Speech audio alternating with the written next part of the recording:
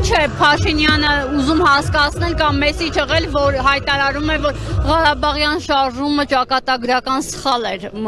մեզ համար, արդյոք փորձում է այսպես Արցախի Ադրբեջանի մաս ճանաչելը արդարացնել։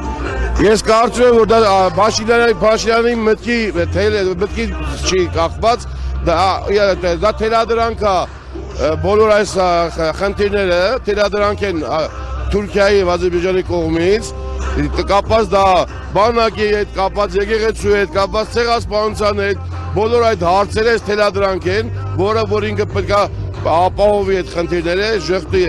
այդ բոլոր ամեն ինչը, և այլ եմ ասում, հող է պատրաստում, այս խաղաղությունը, սա փուչիկ է, երբեք պարտված երկիրը չի կարա խաղաղություն ունենա, պարտված երկիրը պետք է մուրում է, իսկ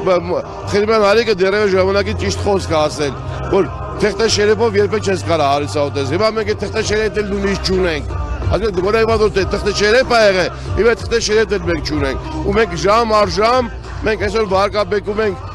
մեր դաշնակից երկրներին, առավելևս Ռուսաստանին, որ Ռուսաստանին, եթե վաղը մյուս օրը Ռուսաստանը փորձի պատժամիջոցներ կիրառի Հայաստանի հանդեպ, ես օրինակ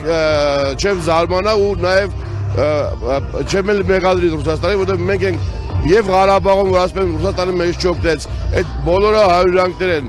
մենք ենք ամեն ինչ արել, որ Ռուսաստանը մեզ չօգնի և մեզ հեռացնի։ Ռուսաստանը օգնեց, իսկ ինչով օգնեց։ Շատ բաներով օգնել Ռուսաստանը։ Ես չեմ ուզում փակագծեր բացել, իրականում Ռուսաստանը շատ բաներով օգնել է Ղարաբաղի 44 պատերազմի ժամանակ մեզ։ Ղարաբաղները ինչ արեցին եւ թույլ տվեցին այդ ամեն իրականացնելը։ Ղարաբաղ զորքերը դա բանակ չի։ Նրանք այդ ամենը իրականացնում են որոշումները։ Ասենք օրինակի համար, երբ որ Լաչինի կարիդորը տրված էր 7 կիլոմետր, հետո մի քանի ամիս հետո դարավ 2-5 կիլոմետր, հետո դարավ 2.5 կիլոմետր, այդ ամեն ինչը մեր երկրի Քաջարի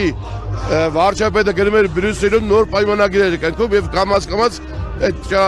կարիդորը փոքրացվում էր եւ քչում էր ռուսական խաղապար ուժերի վրա, բայց ռուսական խաղապար ուժերը միայն կատարում են այն երրակողմ պայմանագրերը, որը որ իրականացվել է Բրյուսելում։